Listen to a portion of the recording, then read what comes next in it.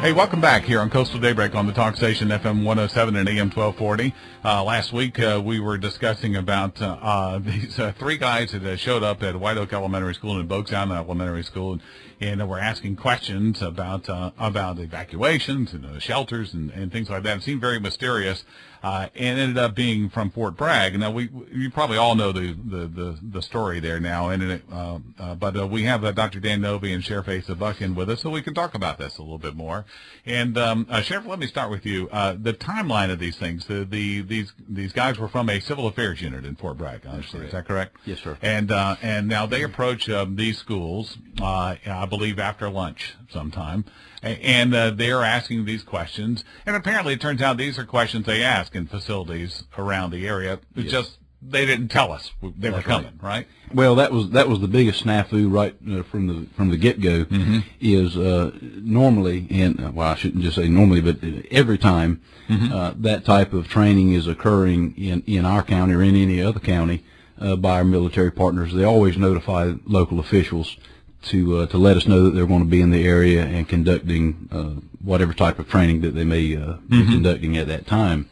And a lot of times there's a lot of close coordination, especially between the law enforcement agency and the jurisdiction, depending on the type of training that they may be doing, because they may be, oftentimes they're out in the field and may go up and ask somebody some questions or do any number of different things that they do with regard to their training.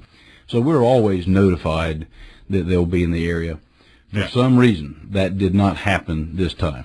Yeah, and we'll get to that in a second. But Dr. Novy, again, on the school side, guys come walking to the school, and they seem to be asking. I mean, just the video of it, they're not threatening. They're just asking questions, and in fact, it seems to be a pretty relaxed atmosphere about what they're talking about.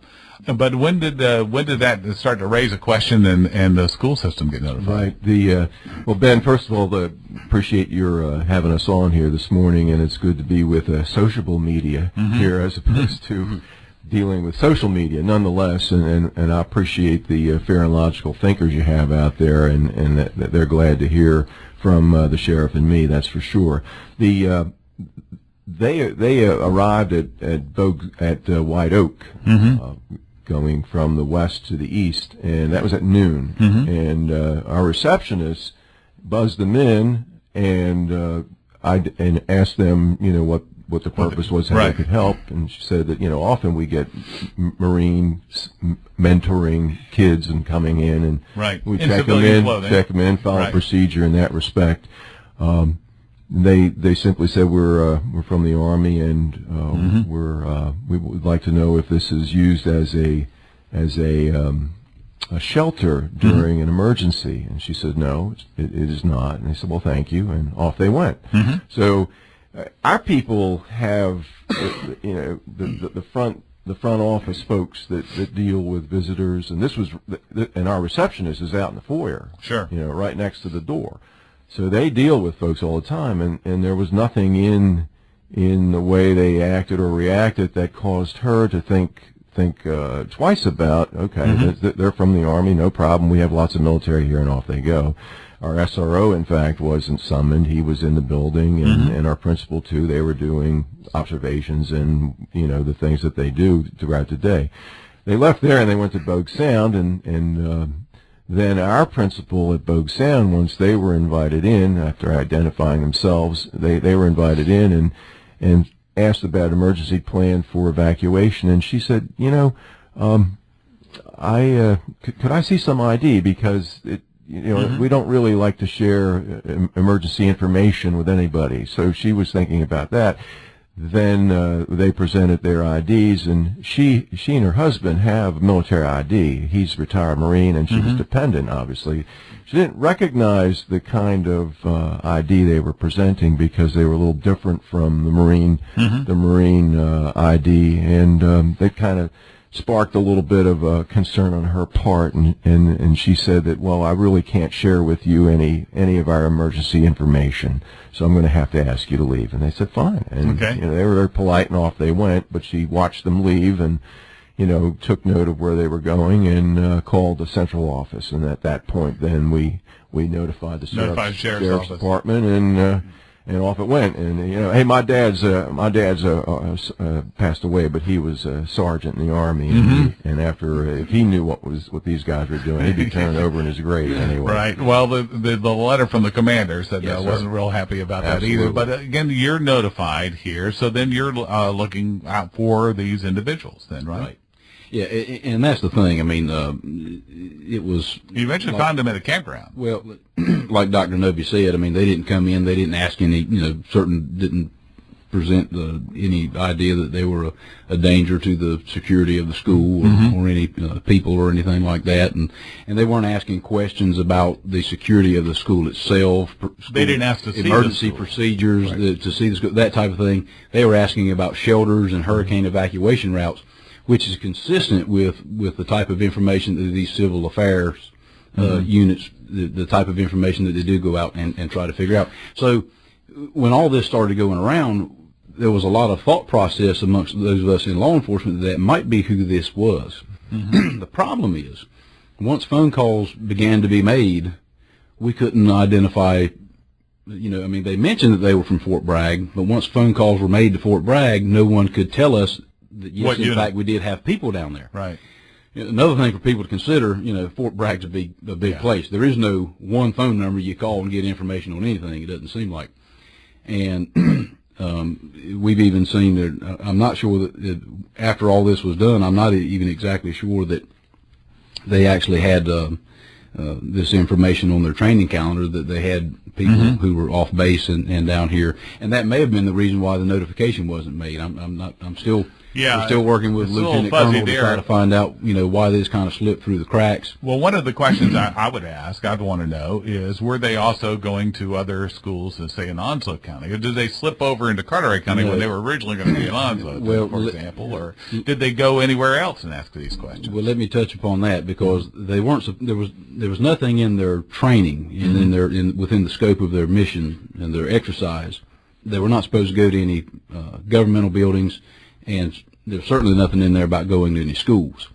They can, and oftentimes can do that type of thing if it's within the scope of their mission, but that wasn't part of their established training mission this time. There was 3 individuals that went to the school, and what we were told was, in their mind's eye, they were going above and beyond to visit these schools and try to get some information, and I guess maybe try to impress some folks in their command that they were going above and beyond, even beyond what the scope of the mission was. But they did have a scope to their mission. Yes. Okay. Yes. I mean, they had defined parameters of what they were supposed to do, and, they went beyond that.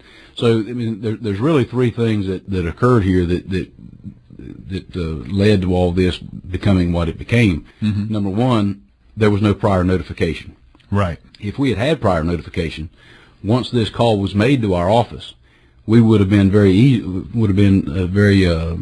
easily to go down and find the folks and say, hey, did you send somebody over to the school today? Exactly. And they'd say, yeah, well, such and such visit, and we wouldn't even be having this conversation right now.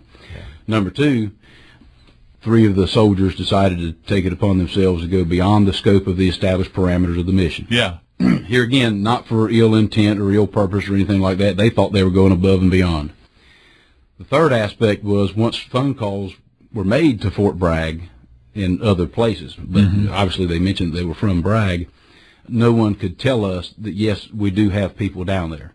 So that raised a lot of suspicion amongst those of us who were trying to make phone calls, go out in the community, trying to find this vehicle, try to identify these folks. So it took 6 or 8 hours to. It took a while, to figure that out. And luckily, after we put the news release out, and it was after the 6 o'clock news, so a lot of people get information on their cell phones nowadays, social media, and with the news channel websites. An off-duty police officer, part-time police officer from Indian Beach, I believe his wife mentioned to him, said, hey, have you seen all this stuff that's going on Facebook? And he said he was familiar with the folks being over in the Cedar Point campground. Right. He said, well, I think that's probably those guys. So he contacted his chief contacted our office, and once we got the call, we sent our folks down there to verify that there were, in fact, it's interesting soldiers they skipped Crojan down there. They skipped Crojan High School. Right. I figured they just didn't know that one driveway didn't lead to both schools. But and as soon as this happened, Ben, I mean, this was the flashpoint that put a lot of wheels in motion. I mean, our law enforcement, the sheriff, his department, we contacted all our schools, told them we're not sure what's going on, we're checking into it, but be on alert. And law enforcement throughout the county was protecting. I called the superintendents in Onslow and Craven.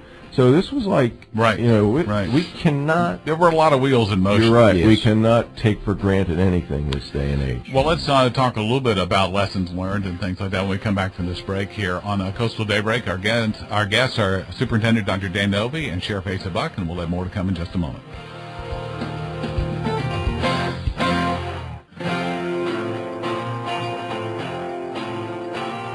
Hey, welcome back to the program here on Coastal Daybreak on the talk station. Dr. Dan Novy and Sheriff Asa Buck with us. So we're talking about the security concerns that were raised from an incident that happened last week. And Dr. Novy, let me just start with you. What lessons do you think learned here, or what do you want to say went right? Sure. The human part of how we work with folks and handle situations worked correctly. The reaction to the individuals by our principal, triggered the investigation to make sure that they were legit, even though there was no suspicion raised on the part of the receptionist who deals with people all the time at another school. They simply asked their question, off they went, but they weren't going any further, and we had our SRO available there.